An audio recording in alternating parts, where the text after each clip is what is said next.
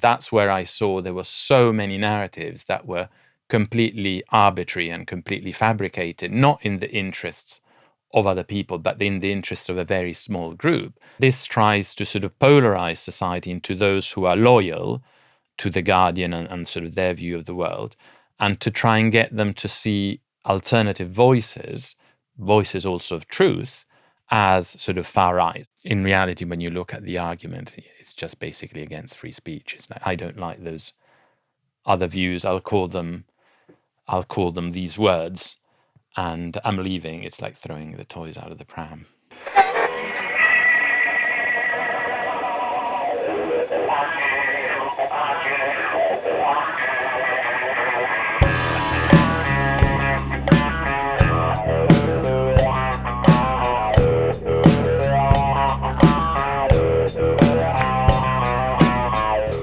Hello and welcome to the Resistance Podcast, our weekly podcast at 7 p.m. every Thursday. Today I'm joined by Robin Monotti and we'll be speaking to him in a second. But please can I say, if you'd like to support this podcast and the work we do, please do donate to our Patreon to keep this great journalism coming. Robin, you are an architect, you've been a lecturer, you are a filmmaker and you're an online commentator. Is there anything you don't do? Well, you didn't mention my work, a little bit of work in songwriting as well. Oh, But, really? yeah. In the last album by Eric Clapton called Meanwhile, which came out a few weeks ago, I actually helped him out with the co-writing of the lyrics in a couple of songs. First one was, it's the first two songs actually in the album. Pompous Fool is one, and the other one is Heart of a Child, which, they are his songs, but at some stage during the creative process, he chose me to bounce some lyrics around, and I sort of contributed my lyrics to those songs as well. So I've done a little bit of that as well, which has been very interesting for me to be part of that creative process as well. And the songs also are related to all the things that have happened in the last few years as well, if you look into it, but maybe not in, because it's more artistic, not in such a direct way, but I think it's there. And that's something I kind of liked about working in cultural things, because they cross over a little bit to the other side. Let's say those that are not maybe fully awake to what's going on, or maybe partially are, or maybe not at all. But I think the great thing about music and film is that sometimes you're able to communicate in an indirect way, maybe even in a bit of a subconscious way, certain ideas, certain attitudes, certain sort of approaches. Because one thing that slightly concerns me about the sort of awake movement is that I don't think it should be sort of barricade itself within a single culture without trying to sort of reach beyond. And I know that we're hardly ever allowed to reach beyond, but I don't want to leave the sort of bigger world to the other side, to those who think that everything is normal. We just have sort of authorities in charge who are doing their best, and they are sovereign, and there's no attempt to control everyone further through the new technology, and there's no attempts to control the country from abroad, let's say, which I believe there is. And we even had Starmer when he was asked, do you prefer Westminster or Davos? And he said Davos. And so it's not even that controversial when you've got him on camera saying that pretty much that's where his allegiances are. Well, it's almost like if you're not one of the expert class, you're not allowed to have an opinion on something. So you have to be validated by the establishment. And if you happen to be someone who's managed to get validated, let's say you're a doctor or you're a lawyer or you're something else, they will then use that to take away your credentials, destroy your name, and absolutely ruin you. And you see people who are so heavily targeted when they do have the credentials. So it's almost like a sort of weird two-tier system. And you're told, just as an ordinary man, well, you can't have an opinion on medicine. You can't have an opinion on the constitution or law. You can't have an opinion on the economy or anything, really, because you're just a layman. So what would you know? You're not an expert. Yeah, I actually think that, listening to you say that, I was actually thinking that that's probably the drive that I have to do the things that I've done in the last few years, it's probably driven by that, driven by having to live through that for years, for decades, sort of seeing what people say, the people who are uh, made into the speakers of what's really happening, and thinking throughout it all, thinking, well, that's not really true, is it? And that's not, why are they not saying that? And so years, if not decades, a long time, having to sort of be passive and not having the possibility to have a voice and to say what I think as well as they have a voice. And I think that probably that all bottled up for a long time. And when it became so obvious that what we were being told was wrong, and it became extremely obvious when the whole kind of control grid was put out through lockdowns, then I think there was a sense of, well, now we're going to sort of use social media. At the time it was Twitter, to sort of to say what we think.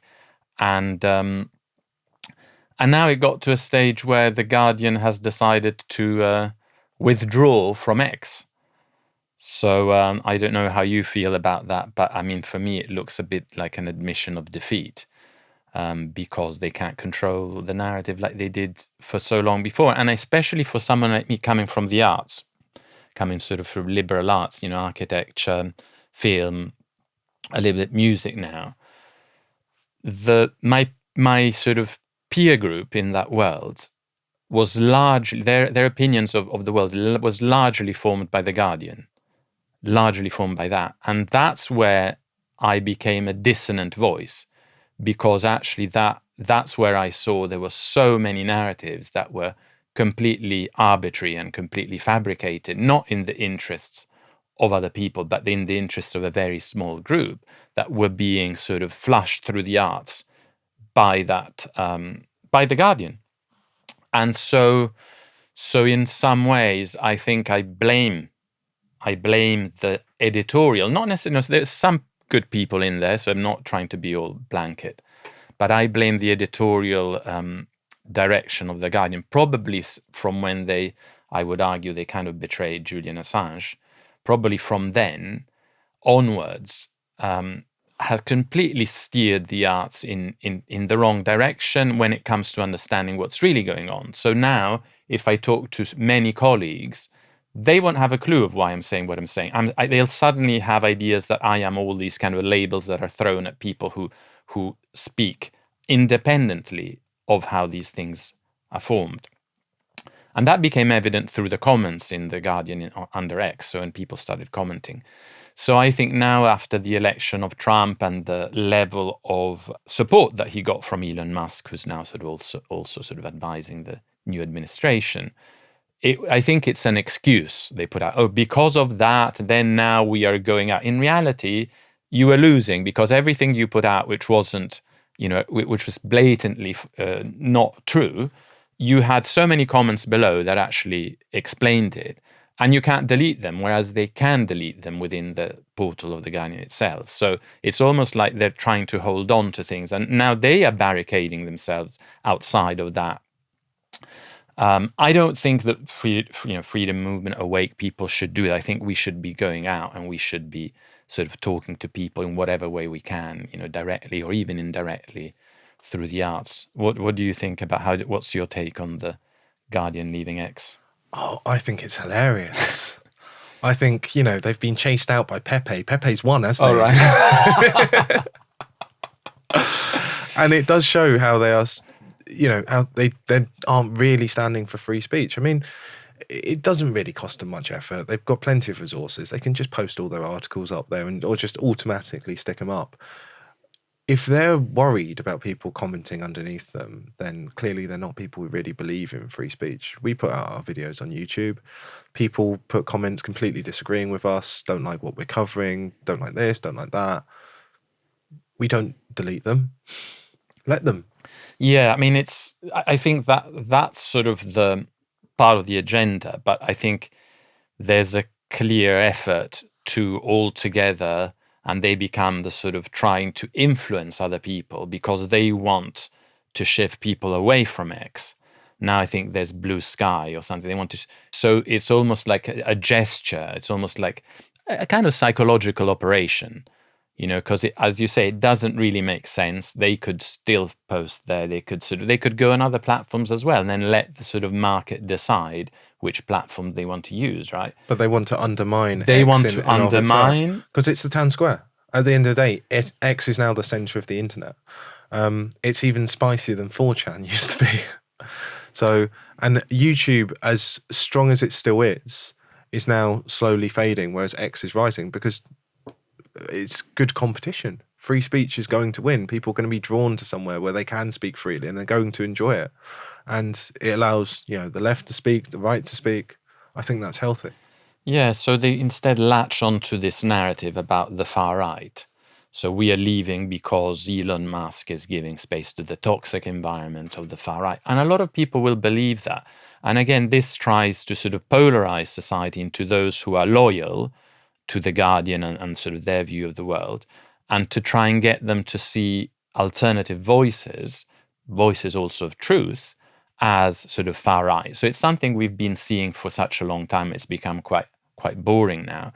But there are people who are still falling into that, and that's who their target is to sort of show those people, we are not, it's kind of our resistance, So it's a kind of a psyop of sorts to try and undermine. But I mean, the reaction on X has been quite humorous, I put one out. I said, I'm announcing that I'm not leaving, and this is not my last post. And sort of people found it funny as well, because it's sort of, I think the whole thing, as you say, was quite hilarious, sort of this thing. And then other people jumped on, I'm leaving. And in reality, when you look at the argument, it's just basically against free speech. It's like, I don't like those other views. I'll call them these words, and I'm leaving. It's like throwing the toys out of the pram. Well, I think it is, and I think they want to get their audience away from X as well, because they have a certain audience, and they have an audience which is in the established class, the class which controls the levers of power in our society, don't they? And it's like you said, within the arts, everyone was reading The Guardian. What is it about the arts in particular that sort of draws this sort of authoritarian tendency? Because it just seems like almost all of the media, or all the mainstream media, and almost all of the media, is controlled by people who think exactly the same. Yeah. Why? I think when they started giving a lot more space early on, so they had sort of Guardian 2, G2, they had a lot of sort of, there was a lot of arts in The Guardian for a long time. And so anyone who was involved in the arts would tend to read coverage, reviews about, exhibitions or films, and The Guardian seemed to be the one that was putting more effort. So I think they probably put more effort into sort of cornering that market, and also with that kind of, I mean, I call it fake, but the sort of fake altruistic veneer that's sort of placed on the whole kind of grand narrative of the world. Like, there are these bad people, and there are us caring, artistic, free-minded, liberal, tolerant people. And that's kind of the veneer that people in the arts tend to resonate with. And so whatever message was put through was always put through with a view. The others are not like that. If you think that we're being ripped off through taxation and control because of you don't claim that man-made climate change is anything more than a device to sort of steal money from people and make them fearful, then you are a bad person because you don't care about, the others, and you are, again, all these kind of words. So all of these things have been placed for so long that they became like the kind of the mass formation that's so rooted in people in the arts, that they kind of get almost like rabbits in a headlight when they see one of them, which could be me, saying the opposite of all these things after I've sort of looked into the outside of The Guardian. What do you think it was about you that made you different, made you a person who spoke up and spoke out and questioned everything? Well, when it comes to the medical issues, we were working on this film about the philosophy of medicine since about 2017. And the film itself was looking at what stage in history things may have gone wrong at a philosophical level, meaning that the question placed in another way, which is, how come so many people were ready to believe, authority, let's say Boris Johnson and Chris Whitty and the chief medical officer, chief scientific officers, on aspects of health, and how come they were so willing to believe that all the process of making an injection safe could be shortened from 10 years to like 6 months? Or how was it possible? Well, it was possible because the thinking of healing as a mechanistic thing was progressively becoming part of society for centuries. And that's in a way what the film goes back to, a moment when humans are seeing holistic with everything, like united with everything, one big soul, with nature, with other people, with your own soul. So the engagement with a healer is an engagement that happens on all sorts of levels, that has to do with talking at an equal level, and gets replaced with focusing on a specific part of the body and seeing it almost like machinery, and forgetting that there's everything else there as well, that may be the source of that problem. And so I think that we were already in a mental philosophical space to see that what they were saying was extremely mechanistic.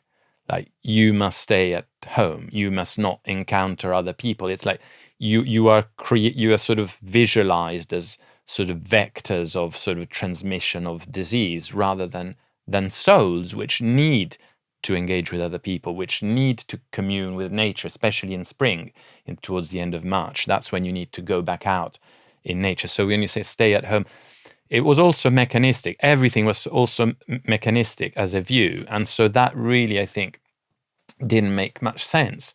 At the same time, I sort of was exposed to a level of illness that I hadn't had and my family as well, in December 2019 and January 2020. So I developed, myself and another member of my family developed bilateral pneumonia.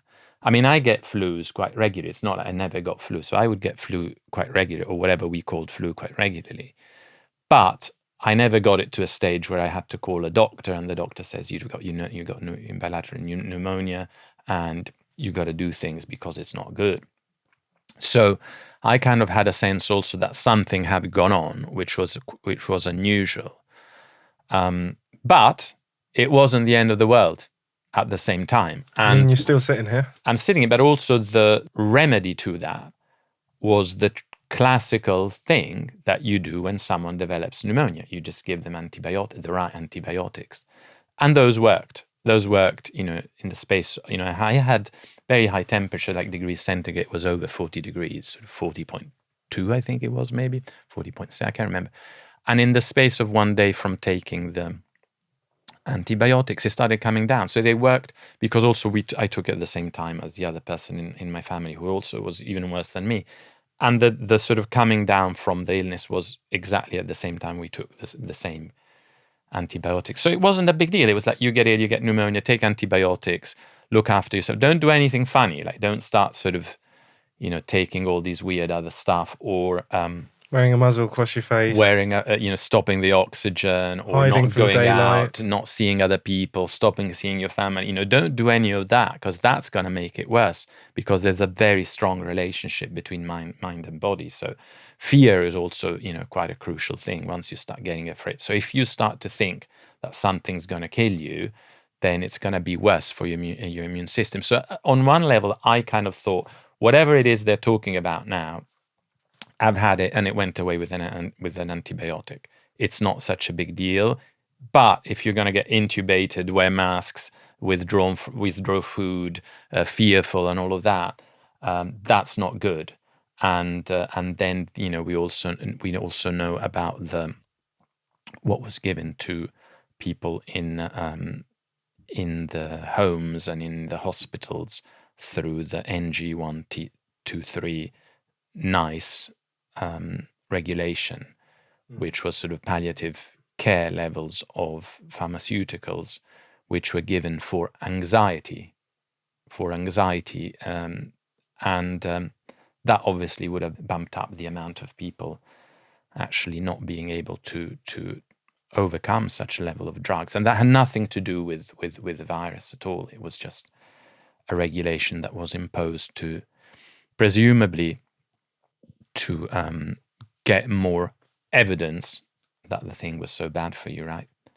So all of these things were sort of floating around. The fact that I had a sense that philosophically it was wrong to mechanize healing, and that I had a sense that I knew what they were talking about. It wasn't this big fear thing. I knew what it was, and it was cured quite easily. Well, in your film, The Book of Visions, Anmuth actually diagnoses people just from talking to them. And he asks them to explain their symptoms to him. And he also looks into their dreams, because it's looking at the spiritual and the conscious side of it, and looking at the mindset of those who are ill, who are facing something. It's about how your mind can affect your body in a way, isn't it?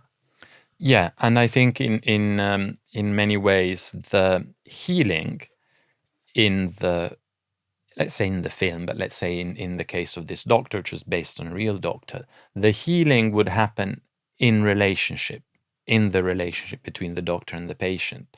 So generally through talking, but a lot of communication is visual. A lot of we regulate with each other on an emotional level as well. When you talk to someone, you give enough time to talk to someone, if you're willing to do that.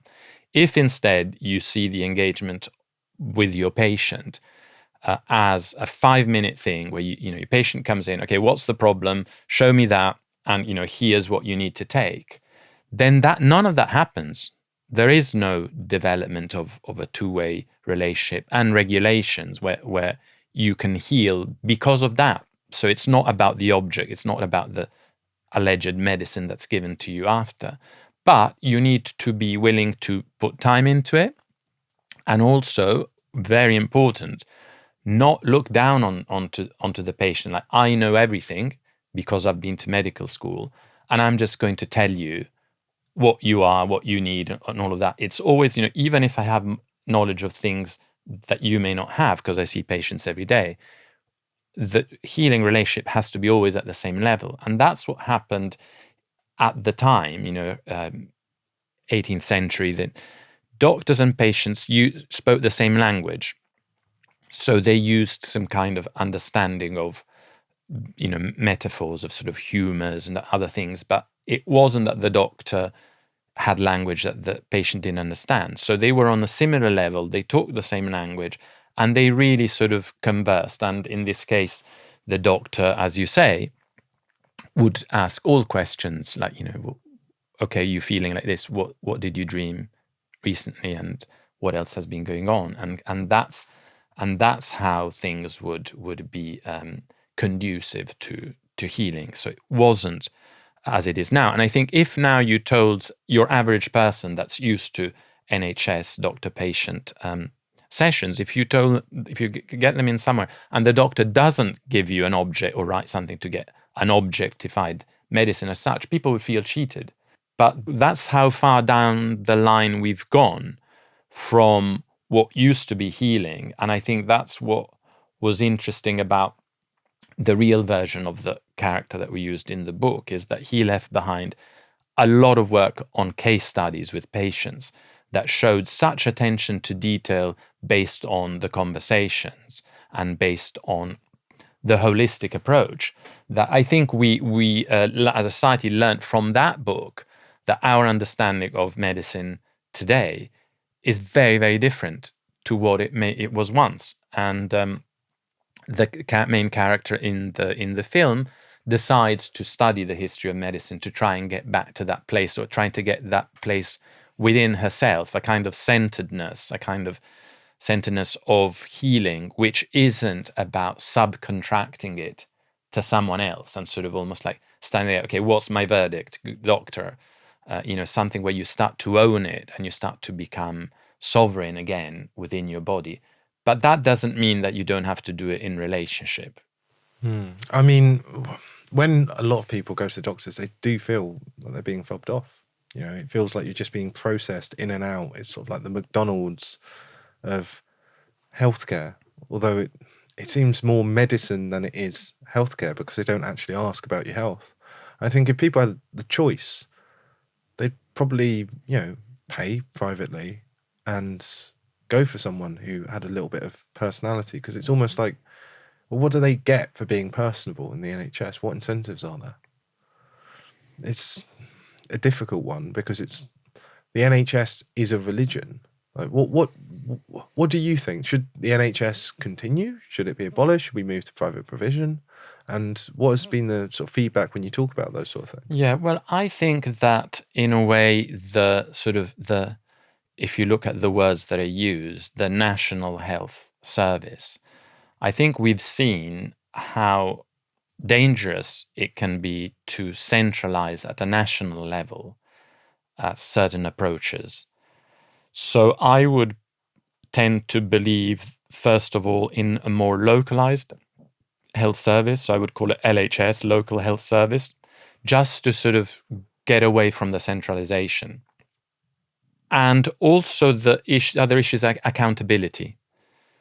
If you're all accountable to one figure in government that's sort of removed in sort of the halls of Westminster or wherever they are, it's very difficult to engage with them about what they're doing, and in some cases, whether the motivations are genuine or not.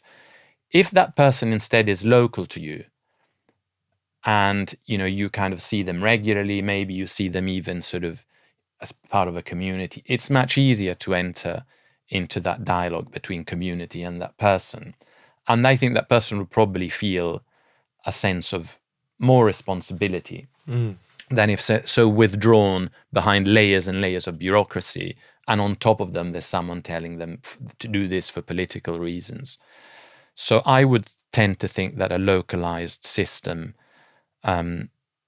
is a way to improve the NHS, and LHS would be an improvement at this stage. I think NHS may have been important in its day, but I think it's an obsolete concept because of the hyper centralization of it. And also I think what should happen then is that there should be different approaches in order to see what works and what doesn't. So if in a local community a doctor has a particular belief, then they should be able to follow it through. There shouldn't be some centralized person saying you can't treat pneumonia with antibiotics because it's viral, then antibiotics are not going to work. If that local doctor believes he can do that and he's going to steer clear from any type of injection, then he should be able to do that. And then you could, if you want to, you can compare. And especially if there are perceptions of something which is new, even if it's just a perception, then the best way to resolve a new problem is for different teams trying different approaches and then seeing what works, and for them to be allowed to do that, which is what happened in a way in, I think 2021, maybe more in April 2020, that doctors realized that what the centralized solution wasn't working. And so they kind of teamed up with each other and they decided, well, look, this works, that works. And they kind of started doing it outside of the system, and they were much more effective. So that instead of being a parallel thing that doctors just decide to do on WhatsApp, that's how actually the medical system should work. I think it should work in ways that things are kind of questioned, they're changing. Because also we get new information all the time. Initially it's just a few doctors. For example, the whole kind of statins and cholesterol issue. Initially it's just a few doctors saying, hold on a minute, what we're measuring is actually not really the issue, and what we are giving to people is not really the solution. And then they get backed up with more and more evidence. And some doctors are actually very vocal. Some cardiologists are very vocal now, saying, the whole approach we've had in terms of nutrition, in terms of, statins and other to cholesterol, doesn't work, and others instead will be fully sort of adhering to it. But that can only change towards what works if people are allowed to do things in a different way, not if you've got a central bureaucratic system which says this is the solution. I mean, it's totally unscientific, to do things that way. And that's just at the level of management. Then there's the whole issue about the division between the body and the mind. So you have maybe, if you've got certain issues, you may have counseling or you may have psychotherapy. But again, that seems to be very detached from issues of the body. And in some ways, the two things should be one, really. They should be one, because, the nutrition may affect one thing, which may affect the other. So the other thing that I'm slightly concerned about is the orchestrated decision to compartmentalize every aspect of medicine almost to its extreme level. So not only you may be let's say an orthopedic knee surgeon, but you won't be allowed to talk about anything else within a medical practice. Whereas, because everything, the therapies should happen with this guy. Whereas instead, again, I think that to understand the bigger picture, you should be able to exercise at least through talking, your opinions on all sorts of aspects of well-being, not just your specialization. And that's not really happening as well. Well, this is one of the problems with combination drugs, because when you have one drug, then another drug, then another drug, all of these different doctors in these different domains could be prescribing people drugs, and it could be messing them up in areas outside. Like they could have some sort of arthritis. This could then create some sort of organ issue or something because they're taking these drugs, and they wouldn't know about it. They become so specialized, they don't want to talk about that other thing. They don't really understand it. And I think it's a bit dangerous. I mean, I meet people who, I've been, stuck up in court, and they've tried to put me in prison before. And you speak to solicitors, and solicitors know that the whole court system is corrupt. They know that the whole thing is an absolute shambles. It's corrupt. It puts innocent people away. But then when you go out of there and you speak to, say, a teacher, they will know that the education system's corrupt. But they'll go, oh, but the courts, no, they're inviolable. Whereas this person who's working as a solicitor is happily sending their kids to the state schools thinking, no, this is just a school. It's going to be completely fine. And you see this sort of throughout the whole system. Everyone's in their little box, and they might see that their little box is going wrong, but they don't see it's all going wrong throughout the whole of society. And it seems to be very, very systematic since the government's taken control and regulated absolutely every aspect of life. I mean, what do you think of that? Well, I've experienced when I was a lecturer at university, I've experienced the part of that transition towards the bureaucratization of everything. At one stage, you could just show up and just teach. And then there was more and more paperwork, more and more box ticking coming in, and more time had to be spent doing that. And then people in the university departments came in managerial positions, and that's what they had to do. They had to do all the sort of the box ticking and all of that. And they're the ones who are actually paid a lot more than the people doing actually the teaching. So the whole kind of academic environment, the whole university became run by effectively bureaucrats for the government to try and, in a way, prove to the government that the teaching was along the lines of what the politicians ultimately wanted. And that's what really was behind that. And then I remember also the whole greenwashing issue coming in. And some of the students that I was teaching could see it happening. And some were saying, this is like a new religion that's being kind of imposed on us. And although there were some positive aspects to being mindful about the environment and to be not wasteful about resources, there was also a whole layer of paperwork that came with sort of a priori decided good and bad, like CO2 became bad. And nobody questioned it because the bureaucratic machine was such that you just had to do it that way. And if you start to question it, you would probably be sort of disciplined at some level because you're going against the whole thing. So it was much easier for everyone to just go along with it and to just assume that, it's all being done because of the environment rather than because there's huge financial interests behind it. And so I also saw that rise up very quickly. And initially, I kind of saw the positive sides, although it was strange how religious it was. But in a way, that's part and parcel of the whole thing about getting rid of sort of religion historically. I think it was Chesterton who said, once you sort of take away religion, everything else becomes religious. So that's the problem, is that it becomes very confusing, because I think people really need to believe in something to make them feel like they are part of something. And if it's not something that is, in a way, meant for that, which is what religion was, it was meant to do that, then these things it's not that man has changed, man is the same, but these things get displaced on everything else.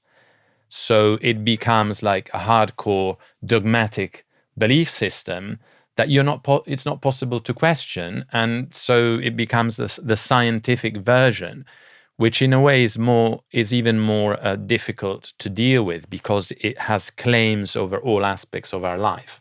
Do you think it's because people have essentially lost meaning in their lives, and because God used to give people essentially a meaning? It says every act that you do, God is watching, and it gives that meaning, and you're being judged on it. So you feel every act in your life has some sort of purpose. It's going towards some sort of goal. You're going to heaven, and you're trying not to go to hell, and you're also trying to follow this sort of spiritual path, looking out for the people around you.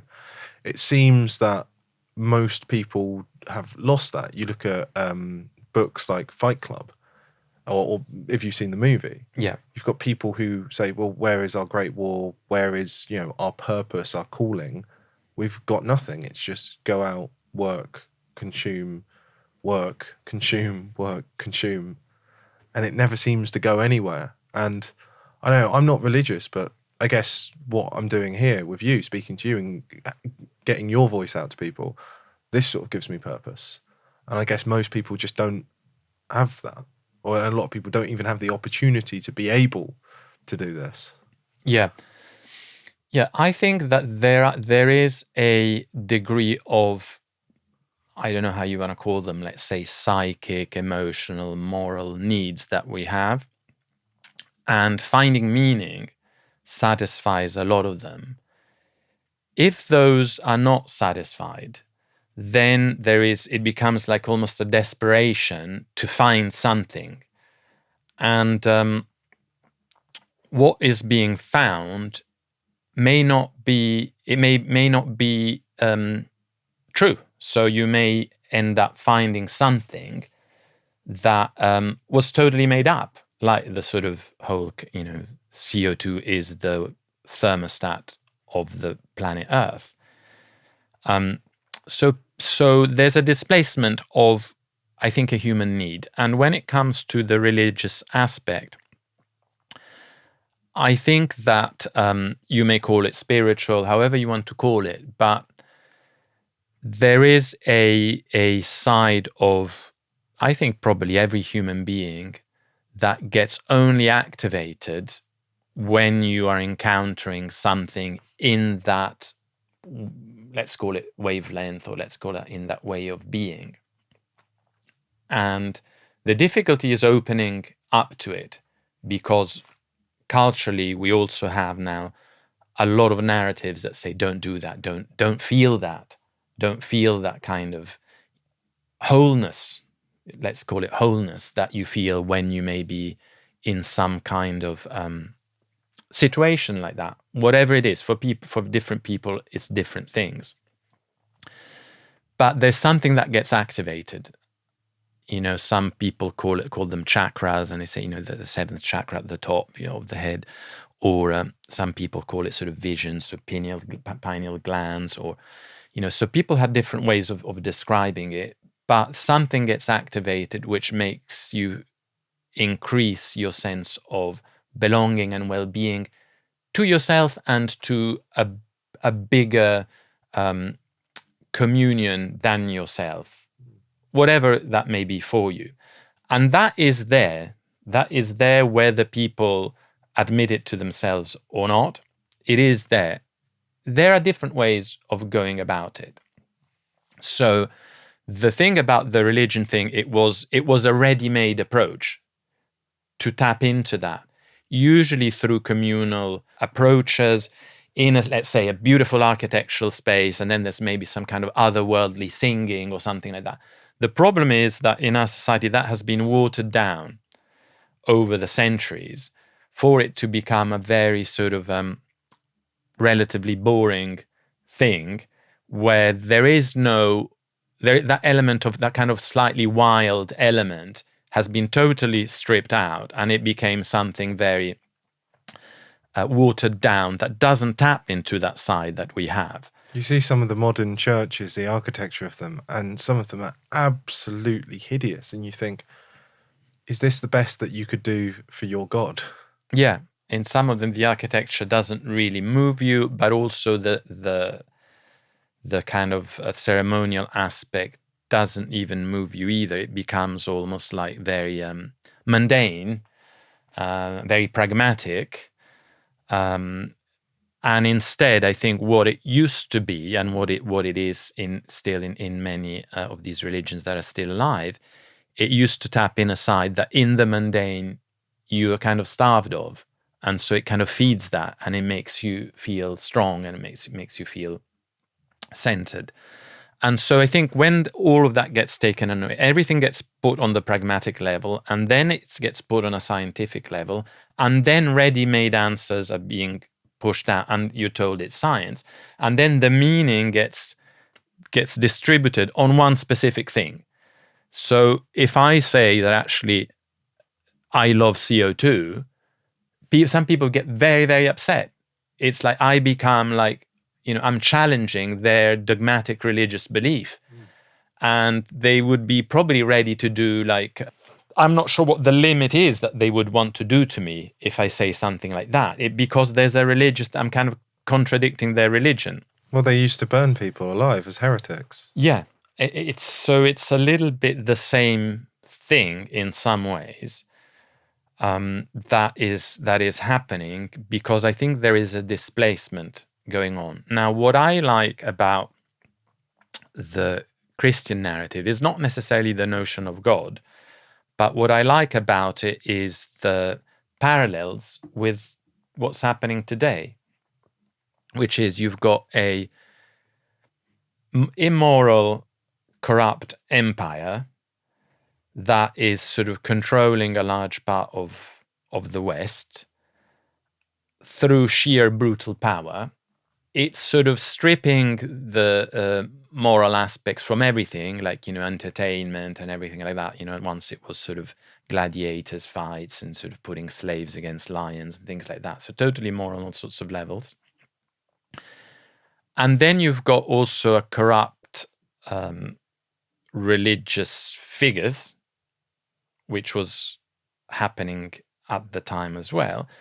And then you've got this guy who is into healing holistically, so healing soul and body at the same time, that comes in and challenges all of that from the bottom up. So there's no one's giving him the authority. He's just doing it by walking around and talking to people. And he's getting his own sort of social following. And then also, allegedly by some books, is that he starts challenging the whole monetary system and challenging the whole notion of a debt as well to people in power on both those levels. So I like the narrative because I think in a way in the West it's a recurring narrative. And we are pretty much at the same place again. So for me, that is something that if you get rid of entirely, you kind of miss that actually that shaped a lot of the good things that led to our society having some notions, at least, of sacredness of life, respect for other people's sovereignty and your own sort of sovereignty as well, not having authorities that basically own you, sort of Being the rebel. It's a being bit. the rebel, you know. So a lot of those narratives, I think, are helpful because they can still resonate, and in that resonance, I think they can give power. So I think eliminating them completely, I think, has created a situation where people instead want to associate with the version of the empire. So let's say there was, like, you know, a nice sort of slightly nicer emperor that they like, and they kind of think that that's the solution, rather than looking within themselves for that side that we all have, which believes that it is worthwhile fighting for certain moral issues because that gives you meaning. And that's kind of what you said that you believe you're doing as well. Yeah, I mean, for me, I look at all of the films that I used to watch as a kid, whether it's Lord of the Rings, Star Wars, or anything like that. You had a hero who went up against it, and they did it for moral reasons, even though it was difficult. And I guess you, as now a film guy, I guess this sort of speaks to what you do. And Yeah. it's a bit weird because they're destroying all of the movies and the films and the TV shows, despite the fact that if they actually do make a good one, it makes a huge amount of money, and it's very popular. It gets great reviews. I mean, look at something like, have you seen Andor? Oh, it's absolutely excellent, and it's completely all the anti-establishment, standing up to power, doing the right thing, hero's tale, hero's journey. But it seems that they've just destroyed as much as they can in terms of literature. You know, you go into a bookshop now, you can't find anything good. You try looking to see if there are any good movies out there, and you are quite pressed because everything's been filtered through with this agenda, and it's like they're shaping us through all the stories that we've told, because the Bible's gone out the window. You know, next to no one's reading the Bible now. And the next best thing we had was our sort of Western cultural corpus. It's like that's being abolished. I don't know. Like, would you echo or disagree? Well, it's, you know, we saw that something which in another culture could have been received very widely as a film to spark some level of complex debate, which was, let's say, the Book of Vision, which was precisely about this issue about medicine, which in a way owned the world from, you know, 2020 to 2023, or maybe even still does now. In a different culture and society, it would have been widely understood why we made that film, and would probably be still being talked about because of the potential aspects in it. Instead, it wasn't really. I mean, it got reviewed by, you know, the Times, the Guardian, Telegraph. I think Telegraph as well, perhaps, maybe not the Telegraph, but it got reviewed. The issue was sort of acknowledged that it's, you know, in some cases, also by the Church Times. The Church Times actually reviewed it and posted its review a number of different times. It acknowledged the sort of the question about why did we leave behind a spiritual dimension to healing and a holistic dimension. But we could see at a level of distribution that some distributors, which we thought could have been potentially allies, that distribute films which are maybe not even as thoughtful, would be very scared about it. And they would be scared because, again, certain messages they would be scared to associate with. So in the film, there is a pregnancy that's in question. And so you could almost get the sense that some distributors would be sort of terrified to associate with what may have been interpreted in a simplistic way as a pro-life film, with the whole issue of abortion. And in some ways, after some festivals, some people who decide to go out and attack it use that thing to try and attack it. So because it came across to me as being a film which allowed someone to make their own choice. Like, this woman made her own choice, she made her own decision, and she took a lot of time thinking about it, and it was humanizing her perspective on having to make a choice. It almost seems to me as if if that's their perspective, unless she literally went and had the abortion, that nothing would be good enough for them other than... Yeah, and that's one aspect. The other aspect is that it was also a time where you were not allowed to question anything in medicine. So a film which, even in such a sort of soft way, because it does it in a soft way, and it balances both sides. It balances both sides, so it's not moralizing. It doesn't say that one thing is bad and one thing is good. Even something that does it in a balanced way, the idea that a doctor could be questioned, a contemporary doctor could be questioned, was already too far for, I think, a lot of people to decide to even get in distributing it or show, or kind of supporting it as a film about ideas. Even when there were two different doctors, and the whole point is you have the balance between two different... Yeah, that's kind of how I would interpret it, because it doesn't have to be the best film in the world or the most entertaining film in the world, but it does ask certain questions. And I think, given the things that are distributed that are not asking any questions, I think in a different time, and maybe I remember a little bit a different time when there were these two different worlds in film. There was sort of the world of the blockbuster, and then the world of the indie film, and cinema theaters used to have, like, a big room that tend to show the blockbuster to get the money in, but there was always screen 2 or 3, which you had the sort of more indie thing, and they would know that maybe they wouldn't be making money off those, but they would still screen them because that was balancing the things out. So I think things have changed, and also because of that, when the people go to see films, they don't necessarily go to think or to dream or to sort of be transported to a world which is maybe in a sort of slower paced, so things can sort of settle in a different way.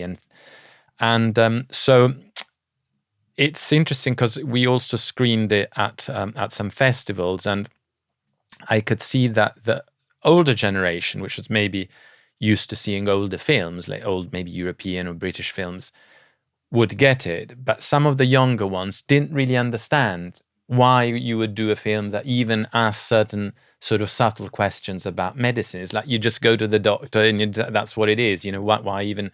So it wasn't like, it's like almost, it's an issue that's so removed, so some people would not be able to even understand and say, what's the point? What's like, nothing really happens, and what's the point?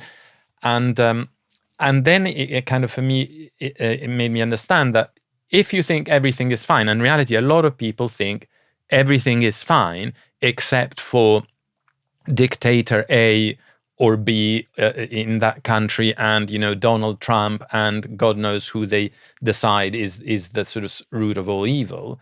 Some people think everything is fine, and there's no problem with NHS. NHS is sacred and it's amazing, and there has the 2020 lockdowns were necessary, and the injections prevented more people from dying, and so if you are like that, not only you won't see the point, but you'll also get a little bit nervous, because I think by now something in your subconscious knows that something wasn't quite right, but you just don't want to go there, and so you'd kind of almost prefer to place this kind of work that questions things in sort of an area was like, okay, well, that's something that I don't need to engage. Let's go and see something lighthearted and... Well, people get violent, don't they? I mean, I was in Vienna at a conference of the people who've been injured by these the the needlecraft. And this man went mad, attacking this gallery they had of all of the pictures of the people who died. So this was a memorial to the dead, and or at least the severely injured. He went mad trying to tear it down, and it's like there's nothing behind their eyes, and there seem to be more and more and more people like this. It seems to be going back to a dark period in history, except that's now the future.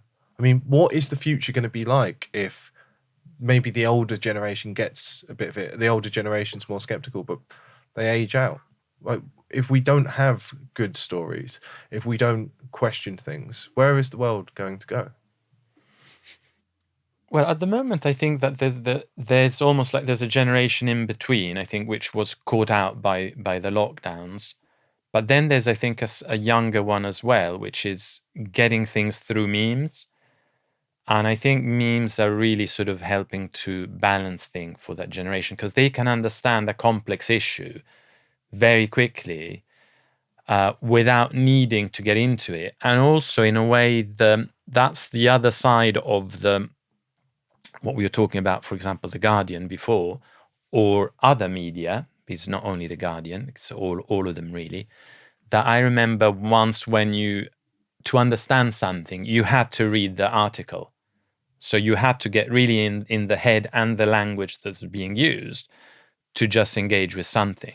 Whereas now, the even younger generations, they would find reading a whole article like the most boring proposition you can give them, because they can get the whole point in a meme, whether it's right or wrong. They can get what the point is being made in such a quick way. And that's, I think, the advantage is that the article reading generation is phasing out, and now people are getting things in different ways. And that is, in a way, a short circuit. It sort of bypasses the control of the mainstream media through things that can go, it can be done very quickly, and it can go around the world, and then it can be shared by Elon Musk or whoever. I think that sort of became a cultural element of cultural production. And in a way, how do you control that? I mean, they do use AI. I remember sharing things on Instagram, and then suddenly it gets sort of the AI fact checkers say this has been shared before and it is misleading or something like that. So they do try, but it looks so ridiculous when people start to fact checking notes on a meme. So people see through that. So I think new forms of culture are created, but yes, there's a little bit less space for the balancing both sides. There's a bit less space, so that you've got this kind of dog whistle trigger, probably that triggered that guy in Vienna, which was like anti-vaxxers, they sort of destroying our society because if it wasn't because of or whatever.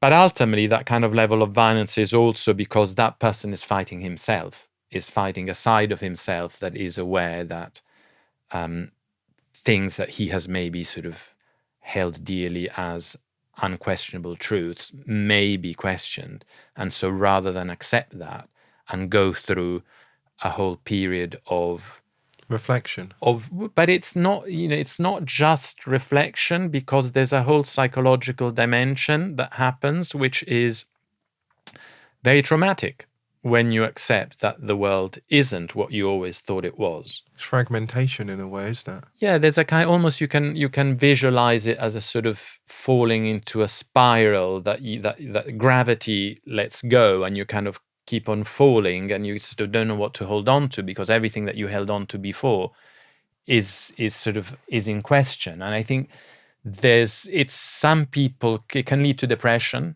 for periods of time. It can lead to instability. It can lead to inability to function when it happens all at once. I mean, that's when people say, well, what woke you up? And so in my case, I guess there's a lot of incidents, but I think one of them was the sort of unfeasibility of believing the official narrative of 9/11. And that there were moments when that happened, and I realized that someone actually made the call that thousands of people would be killed and in cold blood to achieve what they wanted. And I think that was a little bit destabilizing for me to realize that there were people that would be willing and ready to do that, because a side of me thought that's a step too far. And I can remember that slight feeling, but I was already awake on other areas. But imagine, like, you're totally not awake. You think that there's a group of people who are doing the best for us, and you trust them, like mommy and daddy, and then someone is saying, look, those people actually what they said wasn't true, and the sort of the vaccines are killing people. These are the people they killed, and you have to question all of that, your whole system of belief. Some people will choose violence over depression, over losing it for a few months until they rebuild. And so it's a defense mechanism for themselves, really. It can be quite dangerous, though, because ultimately you can never win that battle against yourself. And the advantage of, in a way, what we were trying to do in that film was to try and be relatively balanced about it. So to let certain truths come in, but also see other things which maybe you can hold on to. But I think it's difficult for people to wake up. In uncertain times, one asset continues to rise: gold. More than just a precious metal, gold is a globally recognized tier 1 asset with no counterparty risk. Its history of preserving value during turbulent periods makes it a trusted store of wealth. With central banks and nation states buying record vaults, it's clear gold is more than just an investment, it's financial security. Secure yours today with Knights Bullion. Visit knightsbullion.com or call 01789 266 595. What about you? Have you always been away, or how did that happen for you? Well, I was always educated that we as Englishmen had fundamental rights: life, liberty, property. I was taught about the Magna Carta, the Bill of Rights. So when the government said we're going to put everyone under house arrest, instantly, that's ultra vires. That's illegal. That's beyond the power of Parliament. They can't do that. You want to put me under house arrest, right? You're going to require a judge. You're going to require some sort of warrant. Okay, I want a jury, really, and I need to go to trial. I need to be able to present my case. I need to be accused of some sort of crime, and there was none of it. It's just, if you leave your house, then you're a criminal, and we will do this, and we'll take your money. So you don't have the authority to do that, because in my veins runs English blood, and this is my land. This land has existed before this government. It will exist after this government. Our ancestors are buried all across this land. Like their bones and their flesh have become one with the soil. That's why it's precious. It is part of us. We are part of it. And the idea that someone can tell me that I'm going to be locked up because of that, I don't care if it's the Black Death. It doesn't matter. They don't have the right to tell me how to live my life, so long as I'm not harming someone. Now, if I went and harassed people and literally just followed people down the street coughing at them, I could see a bit of an issue there. But if I'm just decide that I want to go round to my friend's house and they want me round at their house, then that's private. And it's like the government doesn't believe in the concept of privacy anymore. They don't believe that you can have a private life. I'm amazed that, people can still homeschool for the moment, because you meet people from other countries where they have to ask permission to raise their own children. It's like, you've read Plato's Republic. It literally is Plato's Republic. You have to ask permission in Spain, I believe it is, and Italy. Yeah. I don't think you can in many places. Yeah, and they say, you need to prove to us that you are capable of raising your children. And you go, they're my children. It's nothing to do with you.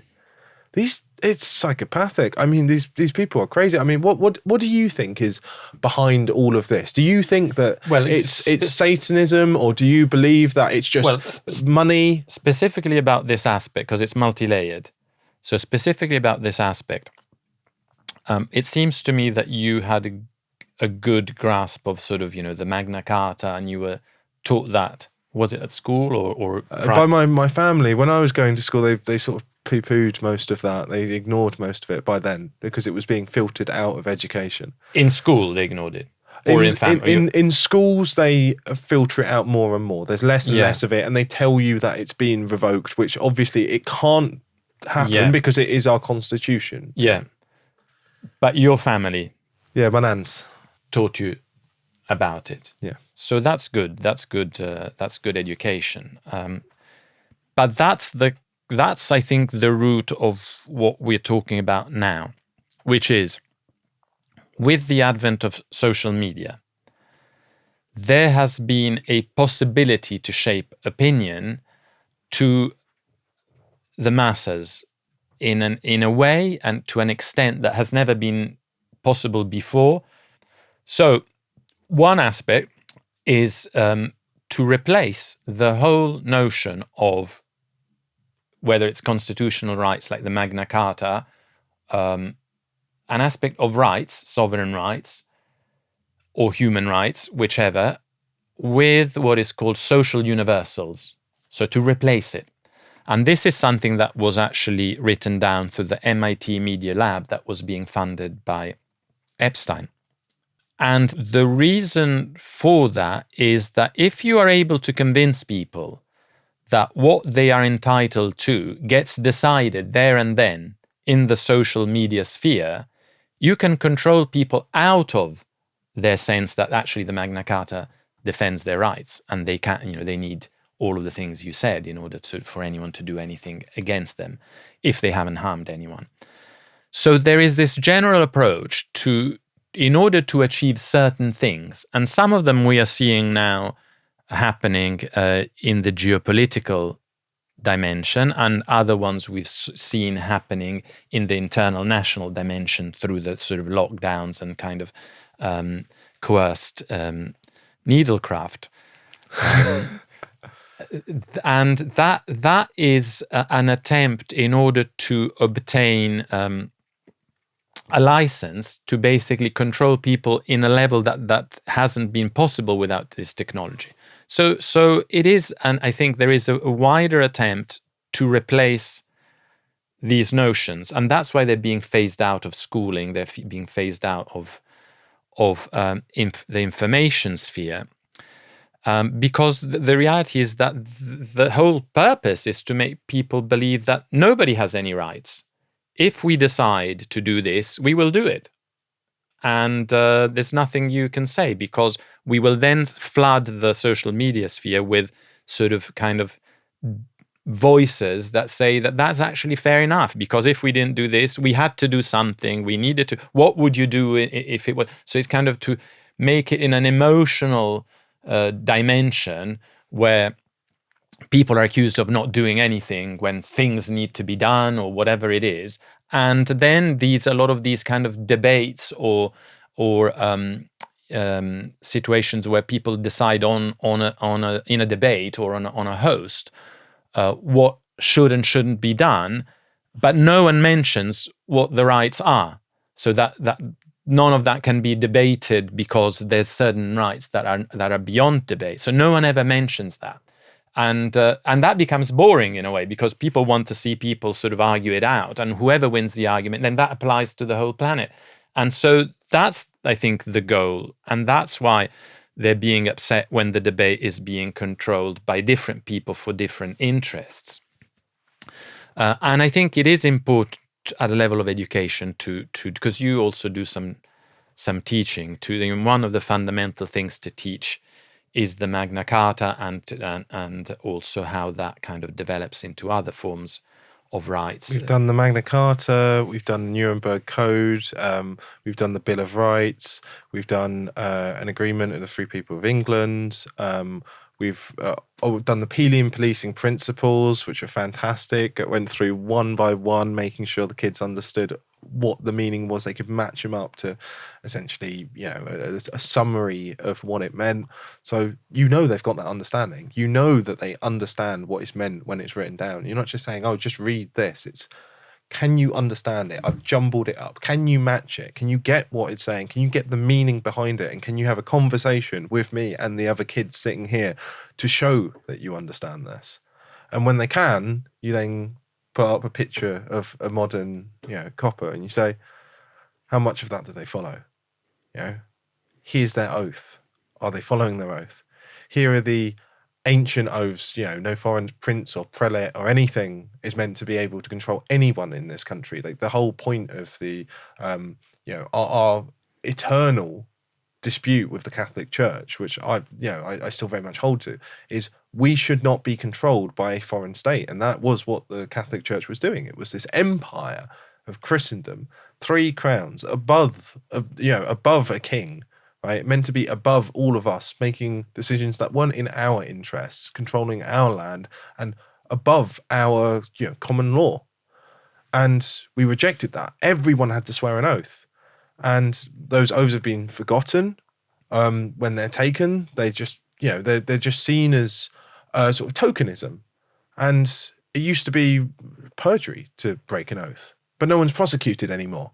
Signing up to the EU when they had qualified majority voting, it's completely illegal. You literally can't sign this country up to be part of a foreign superstate which can then control it. It's just so illegal, it's unspeakable. And I think it's fortunate that we didn't end up further enmeshed, because at a certain point it would just be impossible to leave. I know obviously you've got an Italian background. I don't know how you feel about all of that with the EU.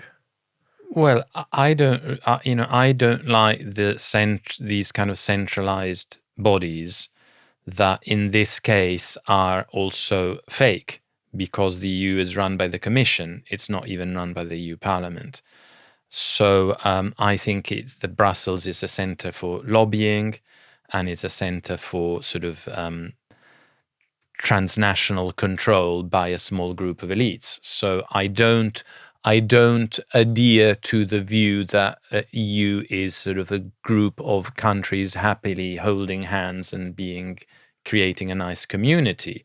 I actually think it's a way to dominate a bloc for the purpose of a small group of people whose interests are usually not aligned with probably any of those countries in and of themselves. So I'm highly, highly skeptical of the EU, and I think in a way it's damaging that people think that it actually functions as a sort of pseudo-democratically, because it doesn't really. It's got so many sort of democratic deficits in which people get to the sort of EU Commission and then they think they rule the whole bloc, and then some people get to think they can speak for the EU when it comes to issues around the world. And so I think I don't sort of adhere to any of that. But what would be interesting is trying to unite what you were saying that you are teaching in terms of what young people are exposed to in the kind of these memes or these TikTok-like short clips. I don't know if you've already done that, but given that you teach it anyway, if you could sort of record yourself, like almost saying, the sort of in small clips, Magna Carta, Bill of Rights, things like that, at the level of that you teach it at. And then I believe it could be shared quite widely, because I remember when we were in a situation where Boris Johnson was going to continue these restrictions and do more and put us on sort of kind of the tiers and all of that. I remember that's sort of when I did a speech about the Universal Declaration of Bioethics and Human Rights outside of UNESCO, in which basically I laid it out in a very straightforward way that any kind of medical intervention requires consent. That means any kind. So it includes wearing a mask requires consent. Asking to take a test requires consent. And the consent can be withdrawn at any stage without any prejudice or disadvantage. And that's throughout the Nuremberg Code. And that is, Nuremberg Code, but that was also, kind of reapplied and rehashed in this Universal Declaration, which was signed in 2006, I think it was, by pretty much all the countries, major countries in the world. So that's still there. It's still black and white. it still sort of goes by the notion of what people understand human rights to be, even if it's at an international level. And that was useful because sometimes you need to show people things in black and white. Say, look, here it is. This is a human right, and I'm free to say no. And nobody liked at that time to come across as a human right violator. So once I showed that or said that to people, it was much more difficult for them to insist, because they realize that they become that.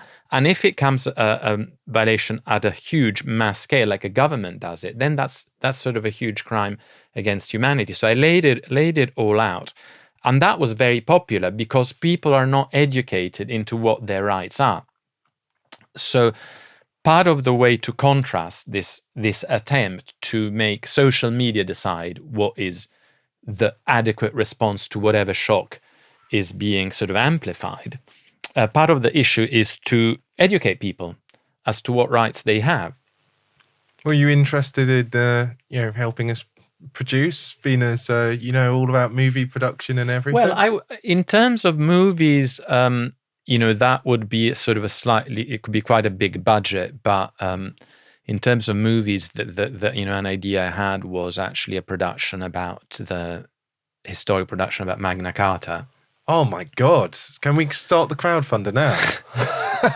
I don't have much to give, and it would be I've got sort of some ideas about it.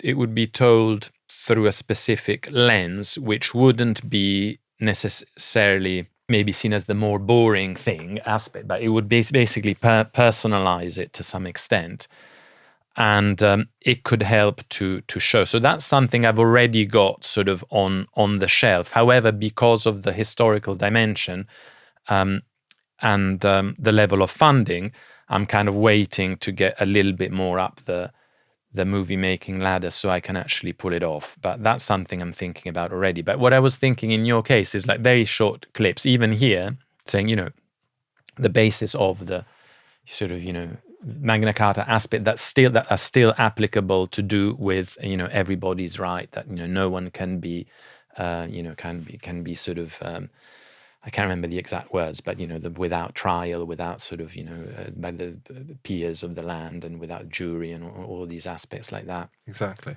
Well, we might be having something in the works like that at some point soon, so people can watch this space. But we had been thinking about doing some videos or making some sort of course, you might say. But we would want to do that in conjunction with some of the right people. So we're talking to a couple of people who know their stuff. But yeah, we're thinking, we have ideas. But I do think education is one of the big ways of getting people out of it. And I do like that you've gone through culture and everything like that. Do you think that the culture is going to change with the appointment of Kennedy? Yes, I think you know him. You've met him, and you're an advisor to Children's Health Defence. I was working as an advisor to Children's Health Defence UK, and I was kind of very much aligned with what they were doing, and was had interviews with them a few times. I think that you can see some of the reactions from the other side that are basically kind of screaming against this appointment. So I think it's probably the best thing that has happened about the Trump administration, and he is able to explain issues well. So he would be able to change the whole direction of medical culture in this position. Yeah, I think that what happens there is already sort of changing everything to some extent. Is it going to blow the lid on the whole thing? Because if we see the United States leading, if all of this culture is being pumped out of the States and around the world, like, we had BLM exported over here, maybe good health might be the next thing. Well, we can hope so. I'm not sure how much, once he gets in that position, he'll also have to protect certain interests that are there too, and he'll need to sort of live with them. So I think, I'm not sure about blowing the lid entirely, but I think we probably will see some people being made accountable for what they did. And that will be a cultural phenomenon, to see certain people who were treated as sort of, the word of the last word on medical decisions, were kind of, almost worldwide, being accountable for having misled the public. I think that would be great. Do you think with Matt Gaetz as Attorney General, I believe, that we'll see Fauci put on trial? Well, Kennedy wrote the book, The Real Anthony Fauci, so he knows what's going on. He's got sort of issues with him. On trial, then the question, who will Fauci drag in with him, and whether those people will sort of say, let's sort of deal with it in this way. I'm not sure how much we will see sort of the whole retribution happen. It would be great if we did. That's all I can say. I don't want to talk too early, but I definitely think from a cultural level, we're unlikely to at least see anything that happened before in this situation. I just have my fingers crossed that everything goes according to plan, because obviously I'm fearful about what the interests that are against all of this, what they would do to try and derail things, right? So I don't want to sort of scream victory before too early, or count sort of chicken before they hatch and all that, so I'm a little bit cautious for that reason. But I think everything is in place for a total shift. But we'll also see the other side kind of barricading themselves behind accusations of sort of, already saying anti-vaxxer is not qualified for this, he can't do so. I can see a side sort of holding out. But at least the great thing about it, if you think about what Matthias Desmet says about the importance of voicing different opinions, the great thing about it is that a different opinion to what we had for the last sort of 4 years or so will have one of the highest platforms. And so people will have to consider that there isn't just one opinion, that there are different ones. And if one of them is able to say certain things and get through all those barriers, for example, the fact that no vaccine has been placebo controlled, tested against a non-vaccine, that sort of the tests that have been done are against another vaccine. And so that there is no possibility to say that any of these needlecraft concoctions are safe compared to something which is totally inert, because they're usually not tested against inert substances. So he's able to explain things like this, that otherwise, if we say it, they sort of, it only goes so far. People who already know it will sort of talk about it, but other people will not be able to even contemplate that. It's just so wildly skewed, the whole thing. But I really hope so, for the sake of all the children that are exposed to potential harm, and the parents that are not being made aware of what they're doing. And I think, I was one of them too. I think about, I kind of went along with all of these things. You jabbed your kids a few years back, did you? Not since near the period of COVID, but before all of that. I had the same thing for my cats. Yeah. I thought it was the right thing. Yeah. So we didn't have a Kennedy then that was speaking out. So I think that should change for so many people. They will be able to hear a different view. So I think this is extremely, extremely important thing to have happen. I'm a little bit fearful here that something may happen to try and stop all of this. But I'd be surprised if it didn't. But I think there's probably enough people who are fighting on our side that will.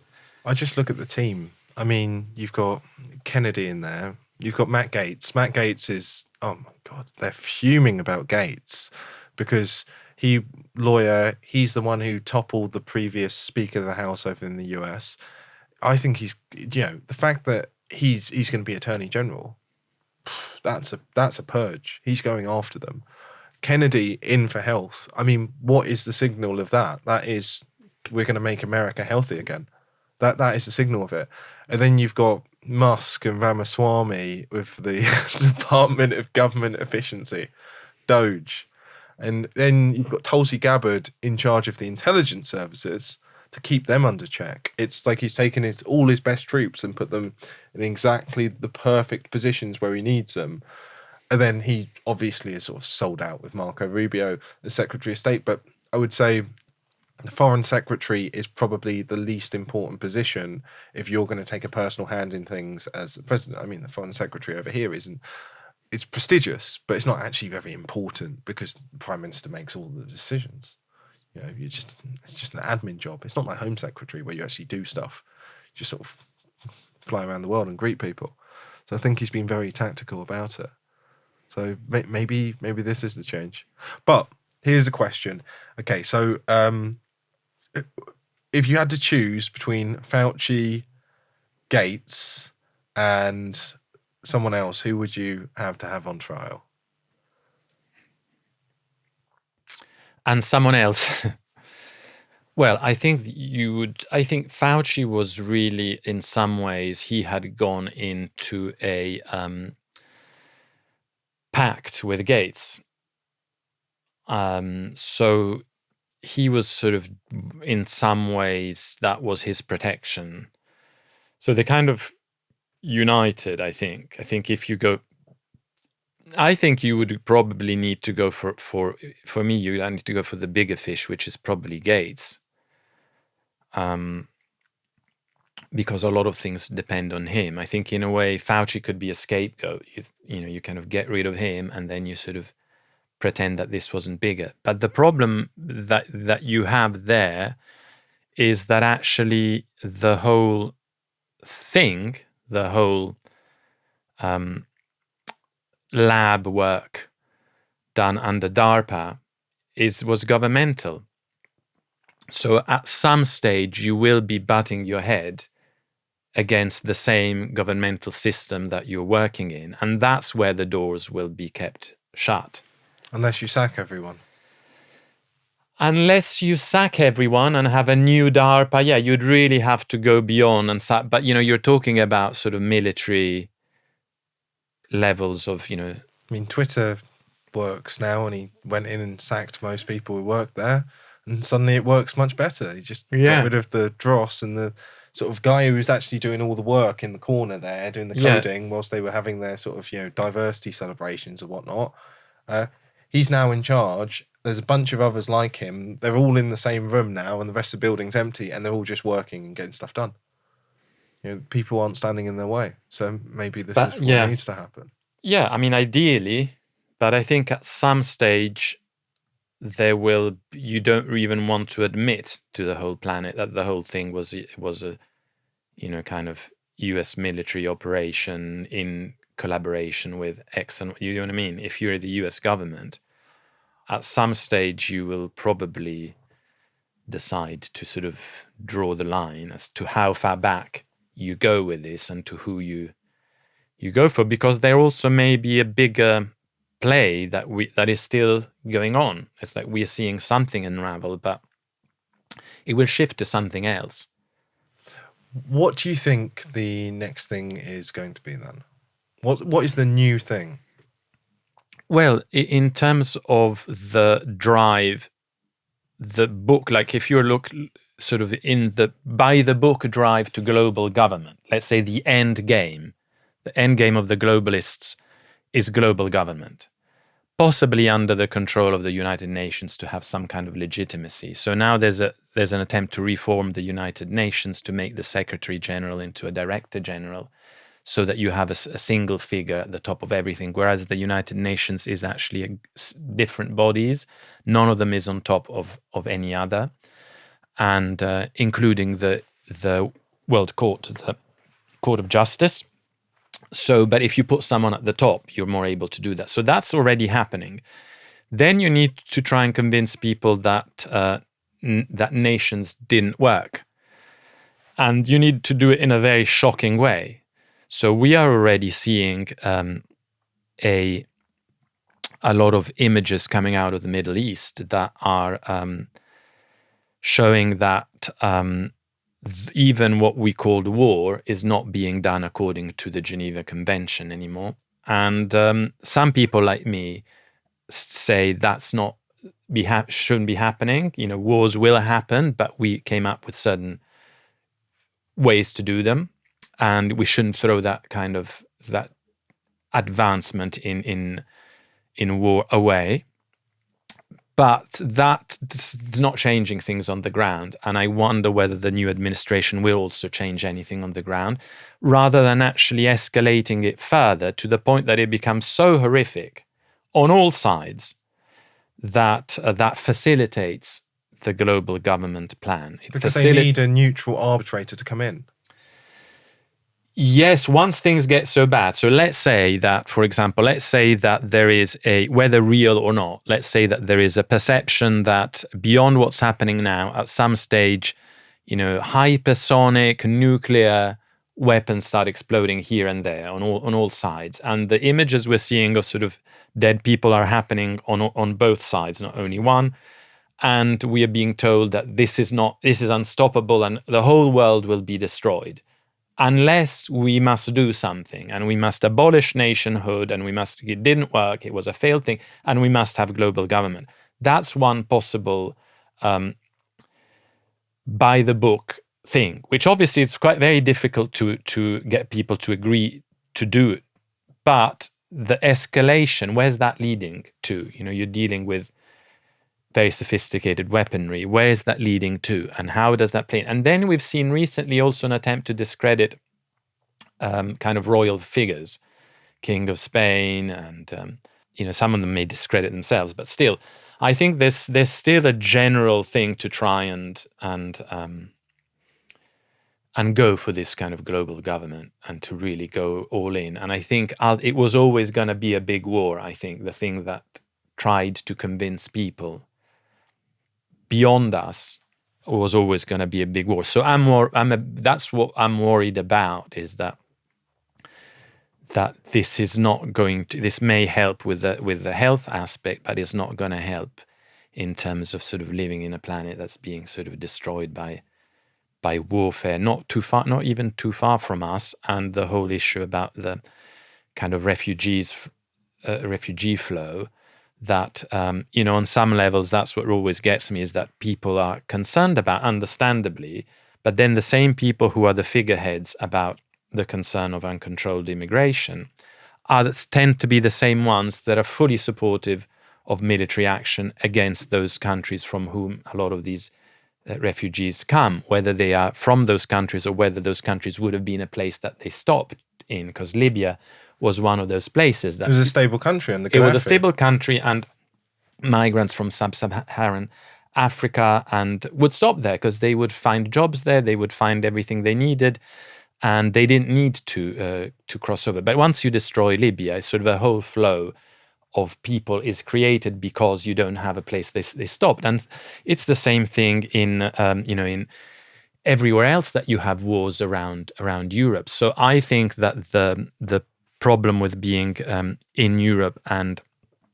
celebrating the new Trump administration is that I don't see the signs yet that this will be an administration that will not be fully committed to continuing wars in the Middle East. They may stop the one, or maybe sort of be less aggressive with the one in Ukraine, maybe.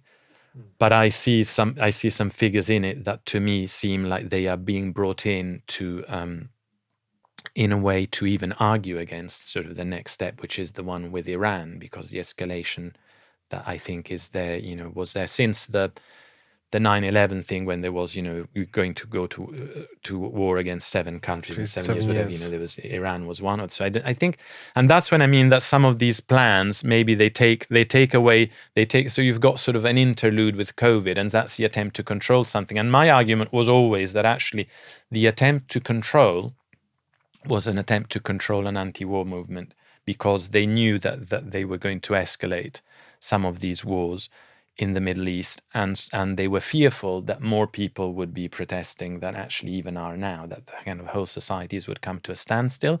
And so I think that's why they wanted to sort of vaccine ID issue, so they could control much more the rebellion, because that's was what happened for the Vietnam, that there was sort of movements, kind of throughout the West. And I think that was an attempt, and so that's why it was also linked to the military, research and sort of military decisions to do that. So I think for me, ultimately, the issue is always at the end, it's war.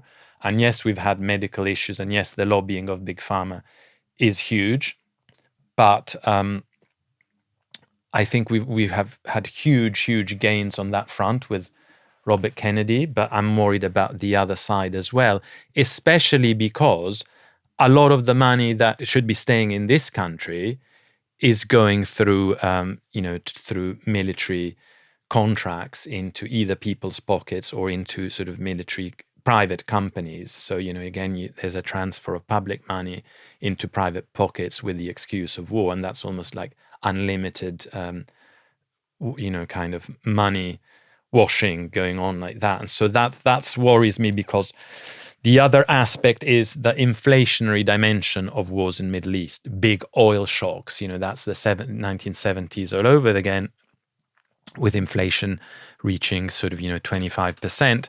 But that hurts everyone who's not into the sort of oligarchic elite. They don't care. It's priced through everything. It's priced through everything, but if you've got sort of huge amounts of money, you don't really care too much, because you're probably profiting through your shareholding of the military kind of arms manufacturers and all that anyway, or through the rebuilding of the places you destroy. But for everyone else, what happened, I think, in looking back to sort of the 60s, what happened is there was a huge awakening. And then there was a huge come down to earth with assassinations of Martin Luther King, Robert Kennedy, and also then you had massive inflation. So the disposable income that allowed the sort of swinging 60s and allowed students to sort of protest and all that, that was destroyed by the inflation of the early 70s. And then the hard drugs were pumped in, and the whole thing became sort of a bit of a nightmare. From a moment of awakening, it all became an economic nightmare because of the oil shocks. So the potential goal of a massive, going beyond the taking sides, whether you pro-Israel, pro-Palestine, pro-Iran, beyond the taking sides, there's a bigger dimension, which is a potential kind of standstill of the oil coming from that region for a major war with proper big weapons being used against all the sort of flows of oil, resulting in a big inflation shock, which affects everyone. It's going to affect Americans, it's going to affect British people. But if you can trust Trump to at least deliver what he did during his previous presidency, because a lot of people say this is going to be better than the last time, and I believe it's going to be better. But last time he achieved energy independence for the United States. If he manages to get the oil out of the ground in the United States, and they've got potentially something, they say as much as Saudi Arabia. That may be true, that may not be true. Maybe they've got a third. They've got a huge amount of oil. Suddenly that demand's not coming. There's not that global demand because they're producing their own oil. In fact, they'll be exporting it. Prices will come down and we'll be in a much better situation. So when you talk about oil shocks, I think energy independence of the United States might be the thing that ends a lot of the wars, because there's no need to go there to get the oil. There's no need to control the oil. The US, I mean, the only reason that they would go over to countries that were producing oil might be to eliminate the competition and destabilize them, so they had even more control to sell their oil. My argument is that it's not even, because people say the wars are about, getting the oil, controlling the oil. Oil is a huge factor, but it's not even that. It's one level, there's a competition. It's about competing with different blocks, with different currencies. Potentially there may be a new BRICS currency. So one of them is try to sort of destabilize emerging blocks, which include Iran. And the other one is that there are interests to stop the freedom movement developing in a different direction than the Trump administration. There is a bit of a conflict going on between people who want a more isolationist position in America and people who want a more interventionist position. And it tends to be more grassroots who want a more isolationist position. So one of the motives to do the war is purely because of inflation. When you see a lot of these things, like bridges blowing up in America, for example, or certain, the ship being lodged in the Suez Canal, or some of these things seem so fortuitous that there is an inflationary drive. An inflationary drive is the war against the freedom movement. Yes, some people may have Bitcoin, they may get away with it, some people may have gold, but ultimately a grassroots movement will be hugely affected by a massive war that will be used, even if it's used as an excuse to stop certain flows. So wherever you see, like warehouses of food going on fire as well, that will potentially affect some price of certain types of food, destroying certain areas of that can grow food. So I think there's a different war. It's not only about the oil separated from what it does at a much bigger level, which is inflationary, which is ultimately attacks it basically elites against the rest of society. And I think that war is going on throughout this all. It went on throughout COVID, a massive victory for big tech. Lockdowns, everyone's just going on screens, no one was consuming in their corner shop, all these shops went bust, cinemas went bust, people all going to Netflix. That was a massive victory on one level. And there is ultimately the one of the reasons to control inflation is you can decide if people start to get too free, you can then withdraw their possibility to even fund certain things. So fund their own resistance. Fund their own the resistance, yeah. So I think there's that dimension shouldn't be under considered because it's always there and it has always been there.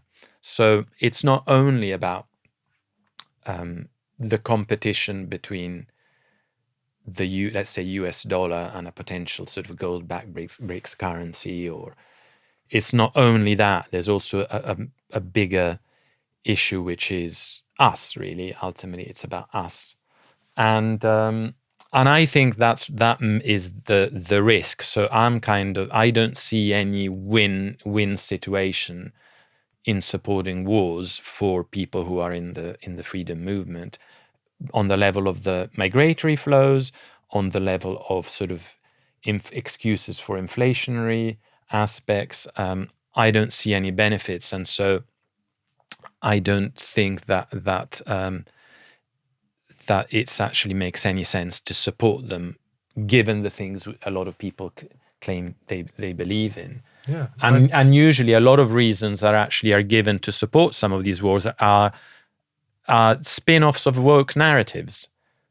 They are identity politics wars. I don't like this country because in this country this kind of class of people are not as free, and therefore what the solution is to go to support the bombing of them. That's you can have views, but is that really the solution, or are you being co-opted away from a unified grassroots awakening towards the bigger machine that wants you to become supportive of this? And that is the danger of the Trump administration without the support.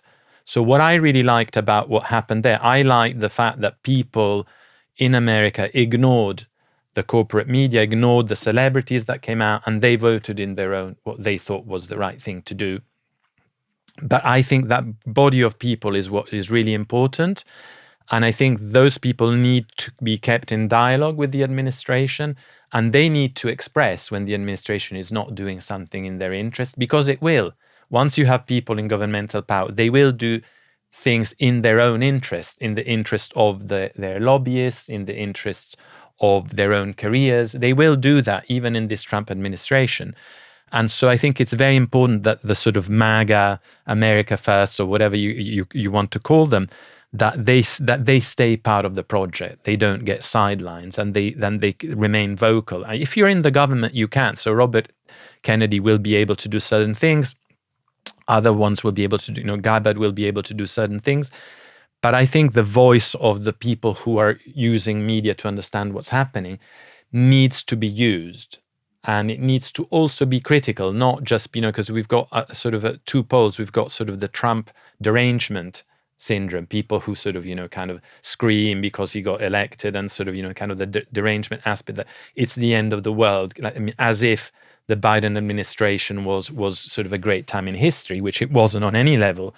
And then you've got the Trump delusion syndrome, which is those that think that he is the sort of almost like the new messiah and he will solve everything. The Q people. Yeah.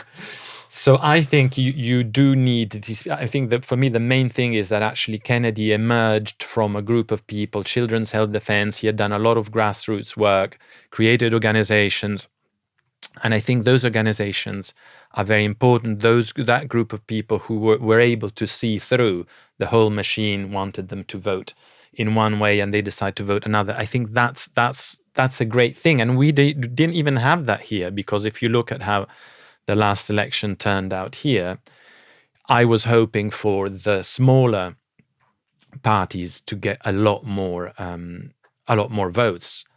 And you could see that basically, if the vote was what they said it was, the system was still not capable of delivering new parties to close to power. So in America, they managed to achieve it through open primaries, because Trump could choose to run for head of the Republican Party, even though he was a Democrat. He can literally just sign up and run.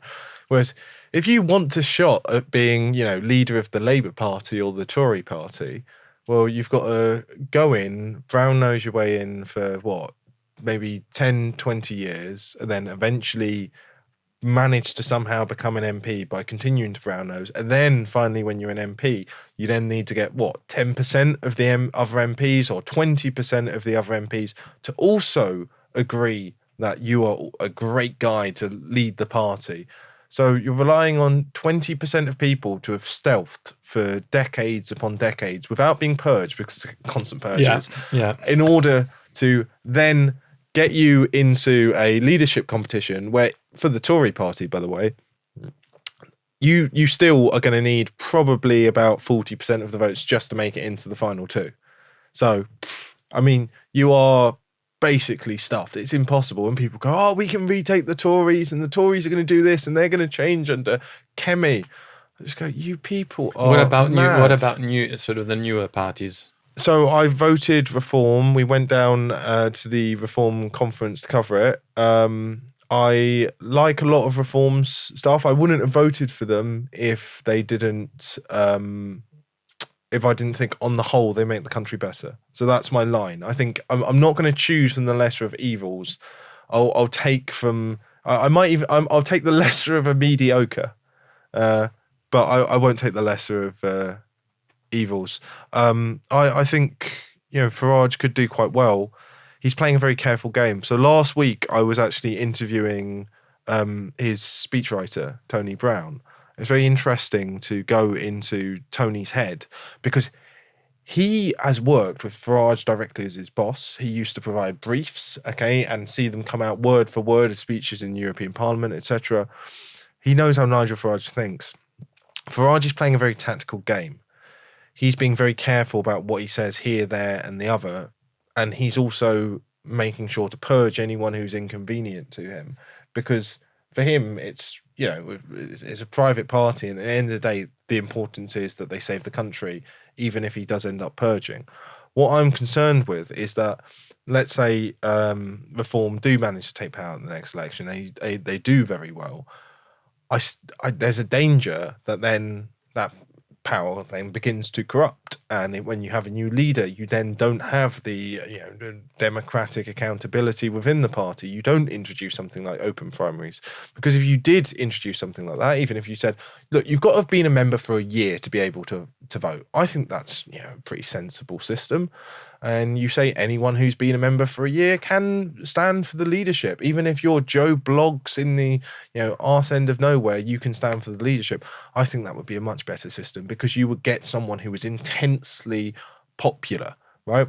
If the Tories had had this system, Farage would have taken power. But I think Farage at the moment is worried about, Tommy Robinson, the association, etc. And even if he doesn't actually hate Tommy Robinson, he's got nothing against him, he's playing a very, very tactical game, because he knows that associating with a certain person, it may be, perfectly, he may have no real issue, he may agree on many things and be aligned in many ways. It will lose him 5-10 points in an election. It'll mean that he can't be in the House of Commons, he can't raise all of the issues, he's not got that as a platform, they're not going to take over the government. So giving someone the recognition they would probably deserve in a way, and recognizing someone who's also aligned with your issues versus distancing yourself, it's interesting. Personally, I think Rupert Lowe's the most interesting out of all of them. He is the one who's said the most about lockdowns. He's the one who's stood up most for free speech, as I see it. Obviously, Farage is he's the veteran. He's the one who's achieved everything. But Lowe is the one who catches my eye, and I would very like to sit down with Rupert Lowe, and I'd like to speak to him, because I've spoken to Tice a few times, and he sticks to a script. And I'm not saying that's terrible, because when you're a politician, you've got to make sure not to just ramble off when they're only you're meant to be the chairman or deputy leader, whatever role you're in. You can't wander off. You can't wander off and make up policy on the hoof. But I do think it feels a bit too scripted. It feels like the sort of robotic lines you get on TV. Whereas Farage is more dynamic when you ask him a question. He will muse through things, and and Galloway as well. Do you think that the fact that they didn't get more seats? I mean, Galloway, I know he put out a thing about suspicious things happening. What you mean? Hope Not Hate, or what is it? Hope Not Hate the charity, or Hope Not Hate Limited? Because they both seem to be run by the same guy, and they're both using roughly the same branding, and they've both got the same name. It seems awfully suspicious, and you'd think that in a normal society you would have that investigated, unless there was some sort of corruption in the system, or they happened to be a front for the intelligence services, or maybe something like that. But do you think that it's a reflection of the system or of the level of understanding of the voters that they didn't get more seats? That I know that Galloway's case seems to be almost engineered, that he would be sort of put out of his seat, but that Reform didn't get more seats, or that that new parties didn't emerge, or that's even in the US. Kennedy had to join up with almost like, once you have this machine going, it's very difficult to Kennedy wasn't really able to have his own. Yeah, you can't operate outside of the well, it's very difficult to operate outside of the major parties, because you do have a ridiculously strong incumbency bias, which has to be overcome in some way, shape or form, because traditionally, of course, it used to all be about the local level, the local community. You would know many, many people in your constituency. Back when we had, 10 million people or something like that, your constituency would be 20,000. You would know, this is the family over here, these are families over there, and this is the town over here. And you would elect a local MP. Each area would be very different. It would have a very different character about it, right? You didn't read, national newspapers. There was no national TV. There was no national radio. There was definitely no global internet. So everywhere had a different character, and it could essentially approximate and balance out across the country, which was good. Imperfect, but worked. And you could have independent MPs. Now, it's just so uniform. You look at the Reform vote, it is still, or the UKIP vote previously, it's very uniform across the country, and that's a problem. Like, you need some form of proportionality within the system. As to how you implement that, well, there's a debate to be had. Personally, I would have, I would have a second chamber as a proportionate chamber. and then I would require you to, get assent of both chambers in order to pass anything. So government would do nothing. It would be fantastic. All the government would constantly be in deadlock. They could spend all their time fighting each other. So there's not much hope to get, by the looks of it, any freshness from the main parties. So it's back down to we the people. What do you think the farmers' protest can achieve? Or the farmers' movement, let's say, if it becomes a real movement, because protest is just one thing, but a movement is something that can actually stay. I think the farmers' movement, it's had power in different countries like the Netherlands, I believe. I think it's essentially an uprising by the ordinary people, the people who are forgotten, the people who are left behind, the people who don't believe in a death tax. I mean, I don't like some of the rhetoric of people saying, oh, well, we need this special protection. It's like, no, all death taxes must go. Yeah. Death should not be taxable. If you've been taxed your entire life by this thieving government to pay for their wars, then why should you be taxed at your death? Absolutely. Look, all I would tell people is, if you can, get gold. I believe this is being sponsored by Knights Bullion. So get your gold from Knights Bullion, hide it, and give it to your kids. Let them know where it is, and that way, no death tax. Yeah. I mean, I would ask you to comment as to whether you're like secretly burying gold in places for your kids, but that'd be a bit incriminating. Yeah, well, I believe in gold as right now, given how things are going. I obviously believe also in food, and the whole farmers thing is very important, especially with what we saw during the end of the sort of COVID period, where we got very close to needing ID to get into supermarkets, like digital ID. So the sort of small farmers is sort of quite fundamental to keep sort of freedom for them and for us. Yeah. And they did manage to achieve what the concessions throughout Europe. And you literally have farmers' parties who are elected. So maybe what can be gained is the fact that now they do need to organize with each other. They need to sort of get to talk to each other, to sort of physically meet each other, to coordinate, to talk. So it kind of forces them to become actively political in a sort of networking movement form, which hopefully won't be lost. A little bit what happened to us during sort of we kind of got to know each other during sort of lockdowns or things like that. Are you scared that they'll concede though? Let's say they take. Let's say the farmers come down. Yeah, they've all brought their tractors. We've got thousands upon thousands of farmers who've, just taken the training. We've got thousands upon thousands who've driven all of their tractors in. London's completely blocked up. They hold London for a weekend, then they all go home and they say, okay, we're going to be back next weekend unless you abolish this death tax for farmers. And the government goes, upon reconsideration, we have found that there have been better receipts in tax revenue. Therefore, it's wonderful news. We're going to be able to revoke this policy, which was at the time necessary, but now is no longer necessary because we've just had better receipts in terms of taxes. They fiddle the numbers, with the OBR. And then all the farmers stay at home.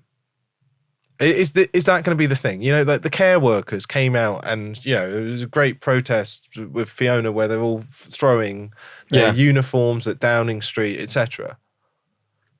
But then when they say, oh, actually, do you know what? We'll let you off. Then they all just go home again and they don't come out again. They only seem to really respond to minority groups. And it'd be great if the farmers came along and they were there the whole time and they truly had our back. But it just seems that people only really get involved when it impacts them. And then they go away the minute that their concession that they want is made. They can go home. Meanwhile, Bill Gates will find some other way to take over most of the farmland, won't he? Well, I wouldn't be, even if there was a concession, I wouldn't be resting. If I was a farmer, I'd still be sort of working my movement and kind of make sure I'm well connected and make sure I'm ready at any situation. So that's what happened in some other countries. As you said, it would be great if instead it became sort of a political movement and maybe started to sort of associate, which, it'd be great that people who get politicized don't then just depoliticize. I know that they've got a lot of issues that are beyond the inheritance tax with farming anyway. And it would take a lot of reform to really change things. But it's whether they would, concede tactically so as not to mess with the farmers, because the farmers are essentially our version of the truckers. The truckers over in Canada, they often operated independently, just like a lot of the farmers operate here independently. Over here, the lorries are, big companies. So you have big haulage companies, and you as a driver won't own your lorry. And because of that, you don't have the ability to go down to a, truckers protest, because it would just be you as a man outside of a truck, which doesn't have the same effect as in Canada. So you're hoping for a concession, well, for them, but you're worried that they may then be sort of not be part of any movement until it becomes like that for them. I think the best thing would be for the government to give zero concessions to the farmers, to have them as wound up as possible, as angry as possible, get them to make more and more demands, so that eventually when they do crumble and start giving a concession here and there, it's not good enough for them. And we've got people permanently on our side who just want freedom. And those people will be fully linked in and meshed and networked with everyone else. And they've built too much of a community and a core. I am very cautious that the government will back down quickly. If they back down quickly, they will be acting cleverly.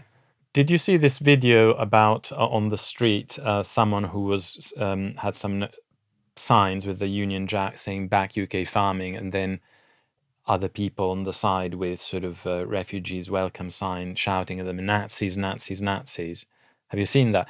Because the other aspect is, will there be some kind of psyop rolled out if the farmers even stop like one road or something, and there'll be attempt by the media to turn people against the far right farmers, supporting reform or whatever they'll say, kind of.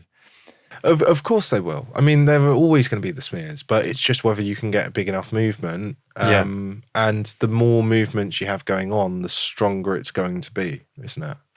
So, that's what we need. Like, this farmers thing is going to be very, very, very big. It's hopefully going to be very patriotic, which is good. It brings in another strand of what we need to unite people. It talks about the food supply. Originally, wasn't it being organised by one of the unions?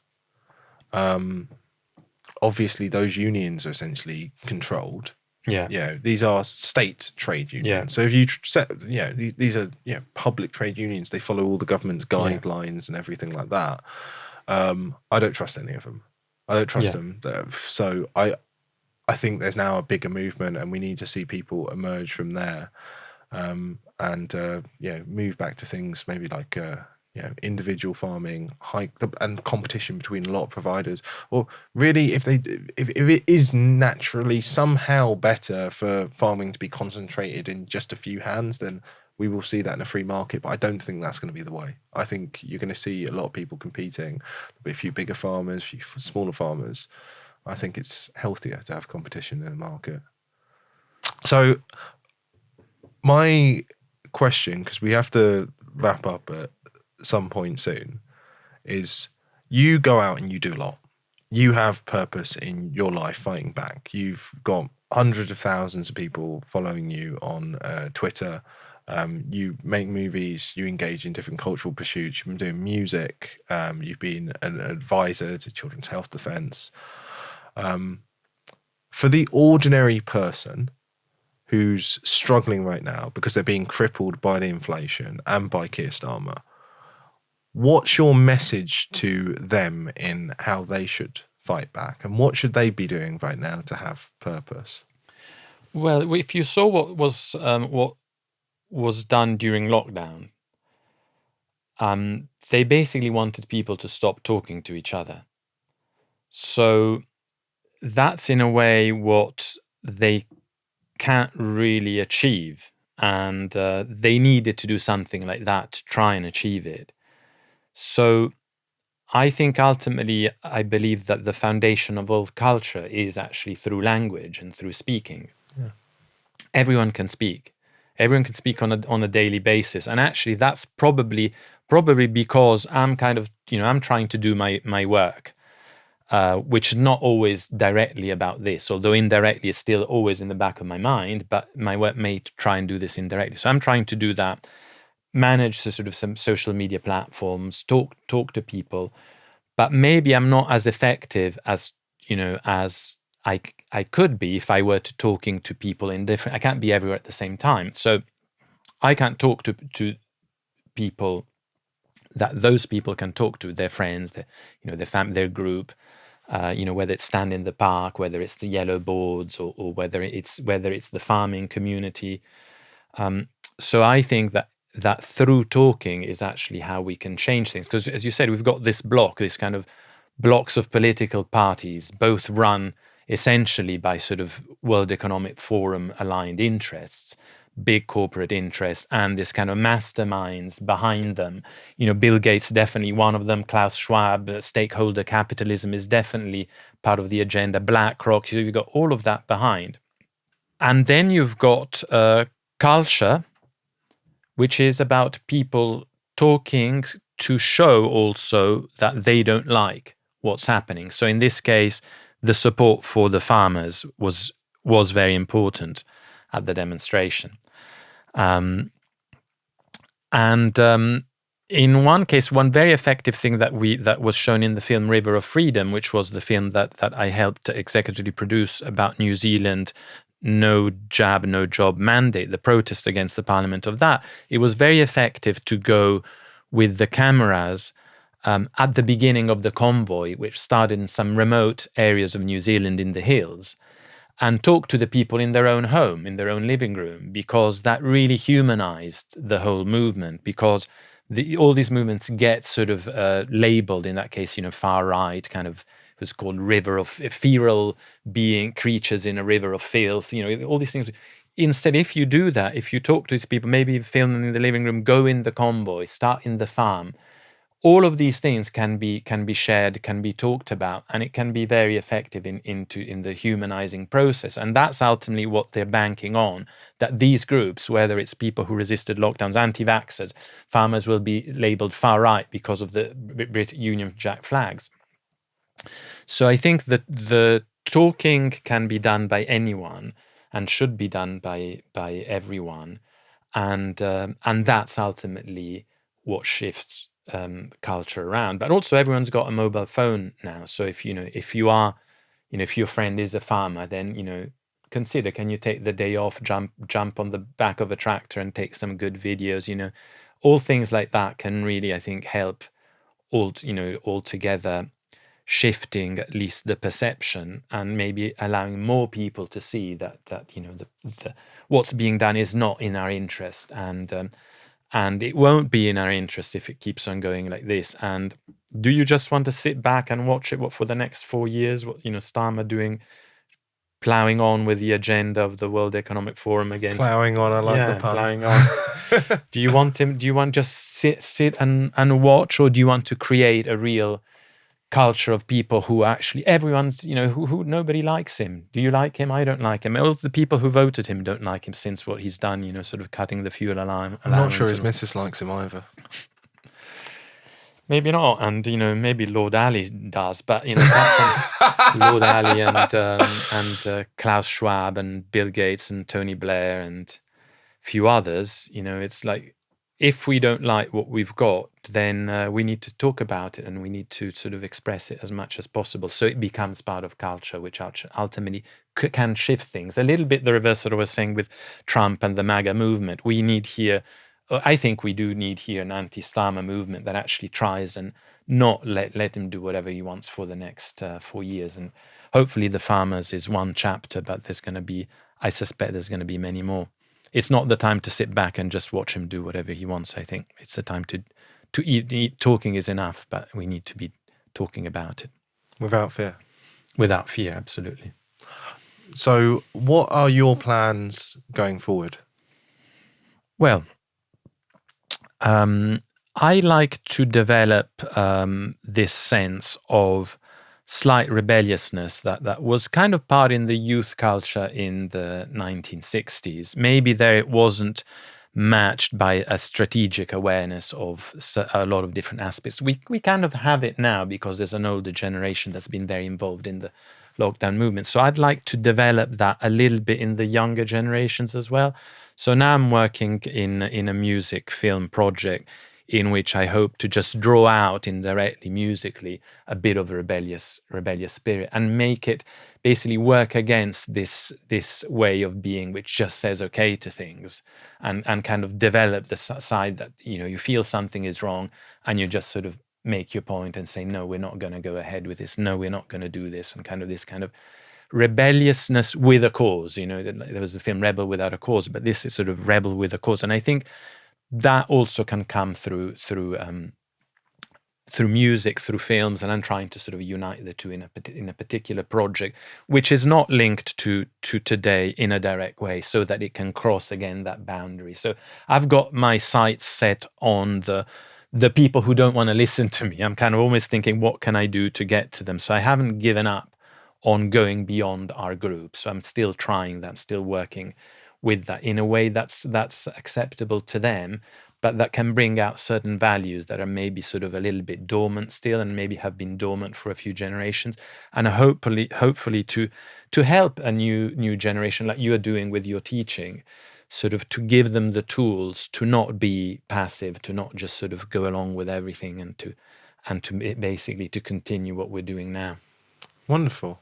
Okay, so where can people find information about your new project, and where can people generally find you? Is it mainly your Twitter and your Telegram?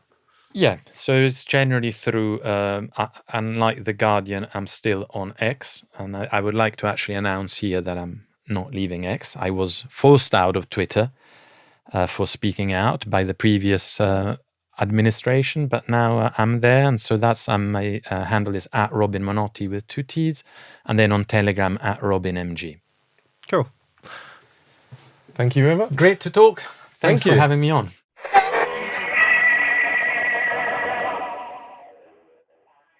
Thank you for watching this video. Please consider supporting our journalism on Patreon for about £3 a month, which is about 70p a week. It helps us cover the costs of our journalism and keep doing what we do. On our Patreon, we've got loads of exclusive content for people who support us. We've got behind the scenes with our podcast guests. We've got other behind the scenes. We've got book recommendations. We've got word associations. And we've also got bits and pieces from our work with Defiance Records. So please do support us, and it enables us to give you more journalism and keep telling people the truth. A big shout out as well to our platinum, gold, silver and bronze level patrons. Also, a massive shout out to our gold and platinum level patrons, RIBM and Simon W, for supporting what we do more than anyone else. Thank you so much for your support and enabling us to do what we do. Thank you.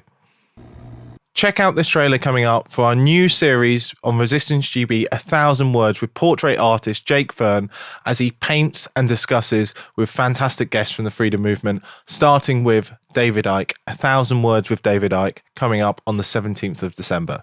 Some of the key figures in the movement as you've never seen them before, painted by me, Jake Fern, with half of my brain concentrating on making a painting and half of my brain concentrating on having a conversation. Do I succeed at either or both?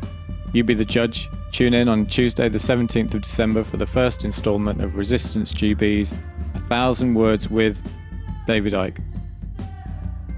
Oh, there you go. Oh, that's far better than I thought.